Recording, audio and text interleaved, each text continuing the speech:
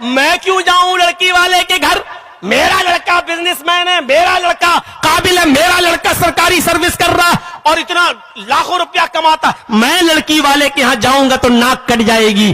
نہیں، اللہ کے نبی جناب محمد رسول اللہ صلی اللہ علیہ وسلم نے حضرت ابو بکر صدیق سے فرمایا، اے ابو بکر، میں آپ کی بیٹی عائشہ سے نکاح کرنا چاہتا ہوں۔ غور کیجئے، بخاری شریف کی حدیث، اللہ کے نبی نے کس سے کہا؟ حضرت ابو بکر سے۔ کیا کہا؟ اے ابو بکر، میں تمہاری بیٹی عائشہ سے نکاح کرنا چاہتا ہوں۔ اس پر حضرت ابو بکر نے کیا کہا؟ اے اللہ کے نبی، آپ میرے بھائی ہیں۔ اے اللہ کے نبی، ہماری اور آپ کی عمر تقریباً ایک جیسی ہے، 1-2 سال کا فرق ہے، آپ ہمارے بھائی جیسے ہیں۔ عائشہ آپ کی بھتیجی ہوئی، عائشہ آپ کی بھتیجی ہوئی۔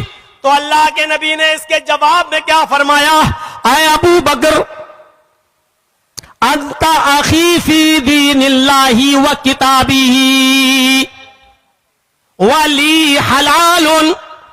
اے ابو بکر، تم اللہ کے دین میں اور اس کی کتاب میں میرے بھائی ہو، یعنی شریعت کی نظر میں، اسلامی نقطہ نظر سے تم میرے بھائی ہو، یعنی اللہ کی کتاب اور دین کے اعتبار سے تم میرے بھائی ہو۔ رہا عائشہ کا مسئلہ تو ولی حلال، عائشہ میرے لیے حلال ہے، یعنی ہمارا آپ کا کوئی خون کا رشتہ نہیں ہے۔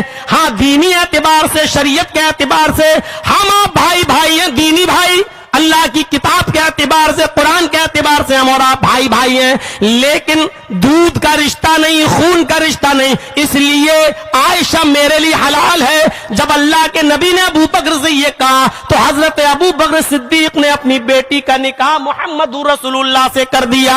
یہ حدیث اس بات کی دلیل ہے کہ لڑکے والے بھی پیغام دے سکتے ہیں لڑکی والے کو، اور کوئی اس میں گھمنڈ نہیں آنا چاہیے۔ نہ معاملہ گھٹے گا، نہ معاملہ آپ کا، نہ آپ کی ناک کٹے گی، نہ آپ چھوٹے ہو جائیں گے کہ آپ لڑکی والے کو پیغام کیسے دے رہے ہیں۔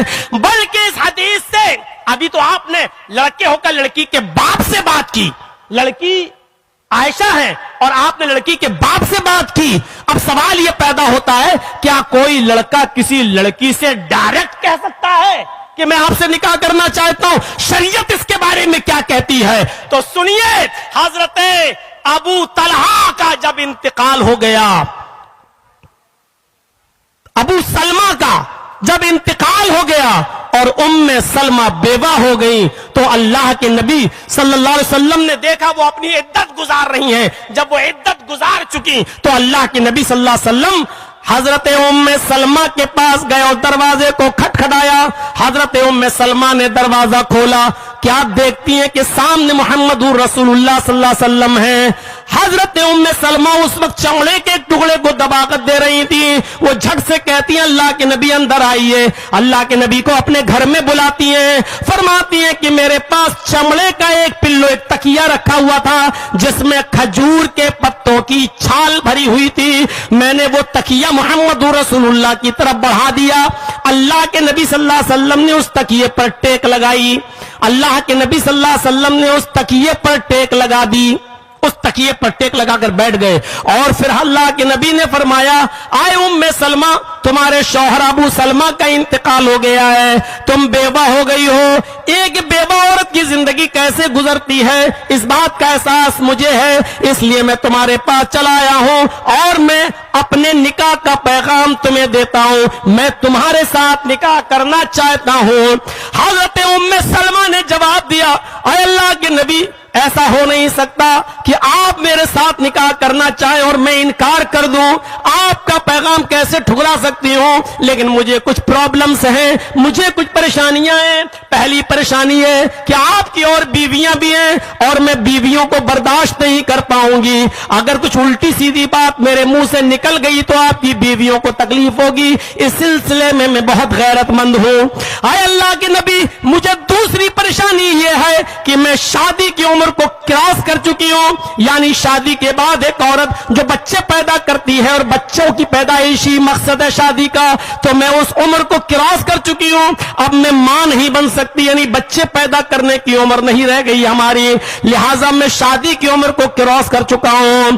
اے اللہ کے رسول، تیسری الجھن و پریشانی میرے ساتھ یہ ہے کہ ابو سلمہ انتقال کر گئے، ان کے یہ چھوٹے چھوٹے بچے میرے ساتھ ہیں، یہ ان کا پرورش، ان کا کھلانا، ان کا پلانا میرے ذمے ہے۔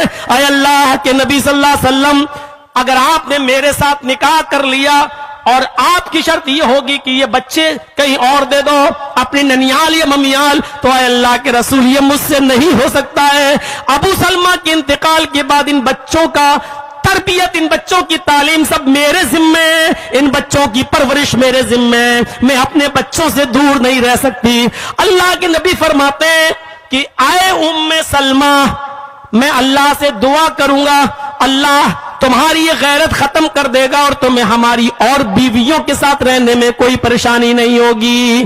رہا تمہارا دوسری پرابلم کہ تم کہتی ہو کہ شادی کی عمر کو کراس کر چکی ہو، تو جس عمر میں تم ہو اسی عمر میں میں بھی ہوں، تقریباً اب میں بھی ایسا ہو چکا ہوں جو شادی کی عمر کو کراس کر چکا ہوں، یعنی اب میں بھی بچوں کی پیدائش اب میں بھی نہیں چاہتا، یا میں بچوں کی پیدائش کا لائق نہیں، اس لیے آئے ام سلمہ، اب بچے اگر تم سے نہیں ہو سکتے ہیں تو کوئی بات نہیں ہے، میں بھی اس عمر کو کراس کر چکا ہوں۔ میں اب رہی تیسری پرابلم، تو تیسری پرابلم کا جواب یہ ہے کہ اگر تم مجھ سے نکاح کر لو گی تو تمہارے بچے میرے بچے ہوں گے، ان کی پرورش اور ان کی کفالت، ان کو پالنا پوسنا اور بڑا کرنا، کھلانا پلانے کی ذمہ داری میری ہے۔ حضرت ام سلمہ نے ان تینوں شرطوں کو رکھا اور اللہ کے نبی نے تینوں شرطوں کو قبول کر لیا اور ام سلمہ کا نکاح اللہ کے نبی سے ہو گیا۔ یہ پوری حدیث بیان کرنے کا مقصد جانتے ہو کیا ہے؟ کہ اللہ کے رسول نے خود ڈائریکٹ ام سلمہ سے کہا کہ میں تم سے نکاح کرنا چاہتا ہوں۔ اب سمجھ رہے ہیں آپ؟ اگر کوئی لڑکا کسی لڑکی کو پسند کرتا ہے، اس کی دینداری جانتا ہے اور وہ معلوم رکھتا ہے کہ دینداری ہے اس کے اندر، تو لڑکا ڈائریکٹ بھی اس لڑکی سے کہہ سکتا ہے کہ میں تم سے نکاح کا خواہش مند ہوں۔ لڑکی سے ڈائریکٹ کہہ سکتا ہے، لڑکی بغیر ولی کے نکاح نہیں کر سکتی ہے، لیکن لڑکا ڈائریکٹ اپنی فرمائش کسی لڑکی سے رکھ سکتا ہے کہ میں تم سے شادی کرنا چاہتا ہوں، اس میں کوئی حرج کی بات نہیں ہے۔ اللہ کے نبی صلی اللہ علیہ وسلم نے ام سلمہ سے کہا کہ میں تم سے نکاح کرنا چاہتا ہوں۔ اب سوال یہ ہے، کیا کوئی لڑکی کسی لڑکے سے کہہ سکتی ہے کہ میں تم سے شادی کرنا چاہتی ہوں؟ آج کے زمانے میں اس کو بہت برا سمجھا جائے گا، لیکن بخاری کی اس روایت کو اٹھائیے کہ ایک عورت اللہ کے نبی کے پاس آتی ہے اور کہتی ہے، اے اللہ کے نبی، میں اپنے آپ کو ہبا کر رہی ہوں، یعنی میں آپ سے شادی کرنا چاہتی ہوں۔ اللہ کے نبی نے فرمایا، کچھ نہیں بولے۔ اس نے دوبارہ کہا، میں آپ سے شادی کرنا چاہتی ہوں، آپ پھر کچھ نہیں بولے۔ اس نے تیسری بار کہا، آپ پھر خاموش رہے۔ ایک صحابی وہیں بیٹھے تھے، کہا اللہ کے رسول وہ بار بار کہہ رہی ہے نکاح کرنا چاہتی ہوں اور آپ خاموش ہیں؟ اگر آپ کو نہیں کرنا ہے تو منع کر دیجئے، میرے ساتھ کرا دیجئے، مجھے ضرورت ہے۔ دیکھ رہے ہیں آپ، بخاری کتاب النکاح، آپ کو ضرورت نہیں تو میرے ساتھ کرا دیجئے۔ اللہ کے نبی صلی اللہ علیہ وسلم نے فرمایا، ٹھیک ہے میں تو نہیں کر سکتا ہوں، میری کئی بیویاں ہو چکی ہیں، اب مجھے ضرورت نہیں ہے، لیکن تم کرنا چاہتے ہو؟ ہاں۔ آپ نے اس عورت سے پوچھا، کیا تم اس کے ساتھ شادی کرو گی؟ اس نے کہا، آئی تو تھی آپ کے لیے، لیکن آپ نہیں چاہتے تو اس کے ساتھ کر دیجئے۔ اللہ کے نبی نے مرد سے پوچھا، ٹھیک ہے اس کے ساتھ میں تمہارا نکاح کرا دوں گا، لیکن تمہارے پاس اپنی بیوی کو مہر دینے کے لیے کیا ہے؟ یہاں جب شادی کی بات چلتی ہے تو کہتے ہیں لڑکے کو دینے کے لیے کیا ہے؟ ایک موٹر سائیکل ہے کم سے کم۔ سب سے چھوٹا نکاح ہمارے بہار کی سرزمین پر یہ ہوتا ہے، کم سے کم ایک موٹر سائیکل۔ یہ سب سے چھوٹا بھکاری ہے، اور جو اس کے ساتھ زمین مانگے، جائیداد مانگے، لاکھوں روپے مانگے، وہ تو انٹرنیشنل بھکاری ہے۔ یہ سب سے چھوٹا بھکاری ہے جو کم کیا تھا اس کا، ما عندی شیئن، کچھ نہیں ہے، کچھ نہیں ہے۔ آپ نے کہا گھر جاؤ کچھ لے کر آؤ، وہ گھر گئے، ڈھونڈا اور تلاش کیا لیکن کچھ نہیں ملا۔ کہا اللہ کے رسول ما وجدت شیئن، گھر میں کوئی چیز مجھے نہیں ملی. آپ نے کہا دوبارہ جاؤ التمس خاتما من الحدید، اگر لوہے کی انگوٹھی مل جائے تو وہی لے کر آؤ، سونے کی نہیں. غربت دیکھی تو کہا لوہے کی انگوٹھی مل جائے تو وہی لے آؤ. وہ پھر گھر میں گئے، تلاش کیا، لوہے کی انگوٹھی بھی نہیں ملی. اللہ کے نبی گھر میں لوہے کی انگوٹھی بھی نہیں ملی، لوہے کی انگوٹھی بھی نہیں ہے اور نکاح کرنا چاہ رہا ہے. ارے بشن پور والوں، اگر آج کے جلسے کے بعد آپ نے اپنے گاؤں میں ایک شادی اگر ایسی کرا دی تو سمجھ لو آپ کا جلسہ کامیاب، آپ کا جلسہ کامیاب، آپ جیت گئے، آپ کا مقصد حل ہو گیا.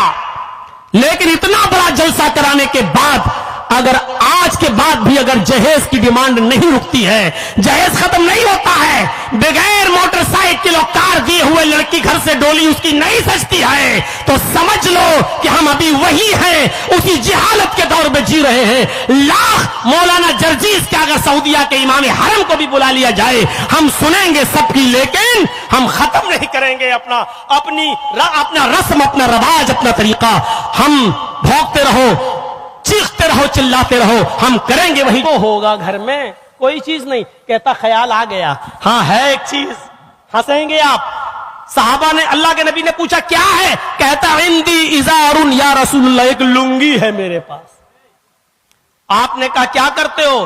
کہا جب سوتا ہوں تو پہن لیتا ہوں، اسی کو باندھ لیتا ہوں. آپ نے کہا کیا وہی مستعمل لنگی، استعمال کی ہوئی لنگی جو تم پہنتے ہو، کیا وہی لنگی اپنی بیوی کو مہر دینے کے لیے تیار ہو؟ اس نے کہا نہیں، پوری نہیں دے سکتا ہوں، اس کو آدھا پھاڑ کے آدھا دے دوں گا، آدھی لنگی دے سکتا ہوں اور آدھی اپنے پاس رکھوں گا. اللہ کے نبی نے فرمایا آدھی کا تو کیا کرے گا؟ بھائی جب پھاڑ دے گا تو کس کام کی؟ آدھی اس کے بھی کسی کام کی نہیں اور آدھی تیرے پاس رہے گی وہ بھی کسی کام کی نہیں. اس نے کہا کسی کام کی ہو یا نہ ہو کم سے کم بچھا لیں گے، کہیں بیٹھ تو جائیں گے، کہیں لیٹ تو جائیں گے. پوری نہیں دے سکتا. ایک لنگی وہ بھی استعمال کی ہوئی اور وہ بھی مہر میں پوری دینے کے لیے تیار نہیں. آپ نے کہا اچھا چلو لنگی اپنے پاس رکھو، یہ بتاؤ قرآن کی آیتیں کتنی یاد ہیں؟ اب اس نے جو بتایا وہ ہمارے معاشرے کے لیے قابل رشک ہے. کہا اللہ کے رسول ہمیں سورہ ملک یاد ہے، ہمیں سورہ دہر یاد ہے، ہمیں سورہ قیامہ یاد ہے، ہمیں سورہ حشر یاد ہے، ہمیں سورہ قیامہ اور سورہ نبا یاد ہے. اس نے اتنی صورتوں کے نام بتائے. آپ نے کہا یہ ساری صورتیں تمہیں یاد ہیں؟ کہا ہاں. آپ نے کہا اگر میں تمہارا نکاح اس عورت سے کر دوں اور انہی صورتوں کو میں مہر بنا دوں، کیا تم یہی صورتیں اپنی ہونے والی بیوی کو سکھا دو گے؟ کیا اس کو یاد کرا دو گے؟ اس نے کہا ہاں. آپ نے اس عورت سے کہا اس کے پاس مہر دینے کے لیے کچھ نہیں ہے، اگر قرآن کی ان صورتوں ہی کو میں مہر بنا دوں، تمہارا ہونے والا شوہر اگر تمہیں قرآن کی یہ صورتیں یاد کرا دے تو کیا ان صورتوں کو تو اپنا مہر سمجھتی ہے؟ کیا تو ان صورتوں کو اپنا مہر مان لے گی؟ اس عورت نے کہا ہاں. اے اللہ کے نبی جس کے نکاح میں قرآن کی صورتیں مہر بن جائیں اس سے زیادہ بابرکت اور مبارک نکاح کس کا ہو سکتا ہے؟ آپ نے نکاح پڑھا دیا، رخصتی ہو گئی. اس عورت کے ماں باپ نہیں تھے اس لیے اللہ کے رسول خود ولی بن گئے.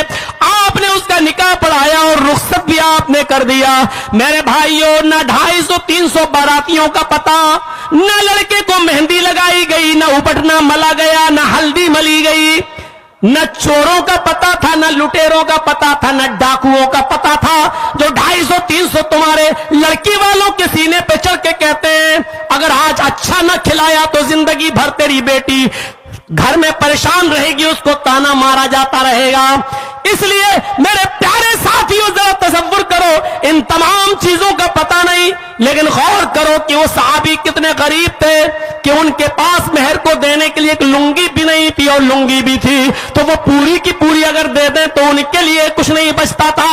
ایسے غریب گھر میں بھی شادی ہوئی ہے. اسلام ایسے غریبوں کے لیے بھی شادیوں کا راستہ کھولتا ہے، نکاح کا دروازہ کھولتا ہے. لوگوں آج تم نے نے نکاح کو کتنا مشکل بنا دیا ہے، نکاح کو کتنا دشوار بنا دیا ہے، نکاح کو کتنا زیادہ اپنے ہارڈ بنا دیا ہے کہ لڑکیاں اپنی پیاس کو بجھانے کے لیے زناکاری پر دعا